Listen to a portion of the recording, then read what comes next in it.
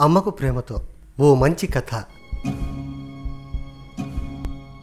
మా పెళ్ళైన 21 ఏళ్లకు మా అమ్మను ఒకసారి బయటకు భోజనానికి సినిమానికి తీసుకెళ్లమంది మా ఆవిడ.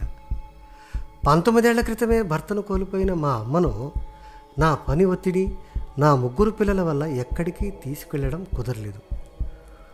ఓ రాత్రి మా అమ్మతో బయటికెళ్ళి భోంచేసి ఏదైనా సినిమా చూసొద్దాం రమ్మన్నాను. దానికామె నీకేమైందిరా, ఒంట్లో బాగాలేదా అంది. ఏం లేదమ్మా, నీతో అలా కాసేపు గడిపితే బాగుంటుందనుకున్నా, మనమిద్దరమే వెళదాం అన్నాను. ఒక్క క్షణంతో పాటు ఆలోచించిన అమ్మ అలానే వెళ్దామంది. ఓ శుక్రవారం నాడు పని పూర్తి చేసుకున్నాక ఆమెను తీసుకెళ్ళడానికి కారు నడుపుకెళ్తున్న నేను ఓ విధమైన ఆందోళనతో ఉన్నాను.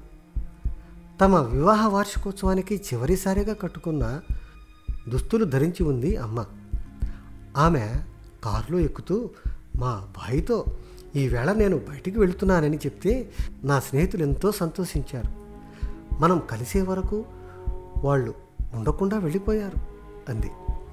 మేము రెస్టారెంట్లో కూర్చొని నేను మెనూ చదవడం సగంలోనే ఉండగానే అమ్మ నా వంక తదేకంగా చూస్తుండటాన్ని గమనించాను. అమ్మ పెదాల మీద పాత జ్ఞాపకాల తాలూకు ఓ చిరునవ్వు కనిపించింది.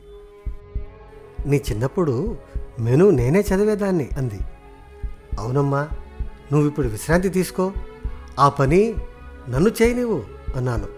భోజనం చేస్తూ పెద్ద పెద్ద విషయాలేమీ కాకపోయినా మేము ఏదో పిచ్చాపాటిగా విషయాల గురించి మాట్లాడుకుంటూ ఉండగా సినిమా వేళ కాస్త దాటిపోయింది. అమ్మను ఇంటి వద్ద దిగబెట్టేటప్పుడు ఆమె మనం మళ్ళీ బయటికి వెళ్దాం, అయితే ఒక షరతు, నా ఆహ్వానం మేరకే సుమా అంది. సరే అలాగే అన్నాను నేను.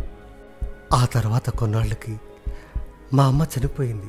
ఎంత హఠాత్తుగా జరిగిందంటే ఆమె కోసం నేనేమీ చేయలేకపోయాను. కొన్నాళ్ల తర్వాత ఒక కవర్ నాకు చేరింది.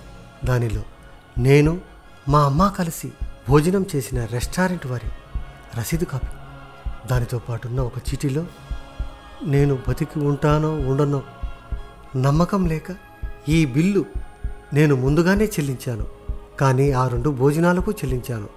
ఒకటి నీకు, మరొకటి నీ భార్యకి. ఆ రాత్రి నేను అనుభవించింది నీకెన్నటికీ అర్థం కాదు. నీవంటే నాకిష్టం రా కన్నా అని ఉంది. మనం ప్రేమించే వారికి నేను నిన్ను ప్రేమిస్తున్నానని సకాలంలో చెప్పడం, వారికి కేటాయించాల్సిన సమయాన్ని వారితో గడపడం ఎంత ముఖ్యమో ఆ క్షణంలో నాకర్థమైంది. మీ కుటుంబం కన్నా జీవితంలో మరేదీ ముఖ్యం కాదు. వారితో గడపాల్సిన సమయాన్ని వారితోనే గడపండి. ఎందువలంటే ఈ విషయాలు వాయిదా వేయాల్సినవి కావు.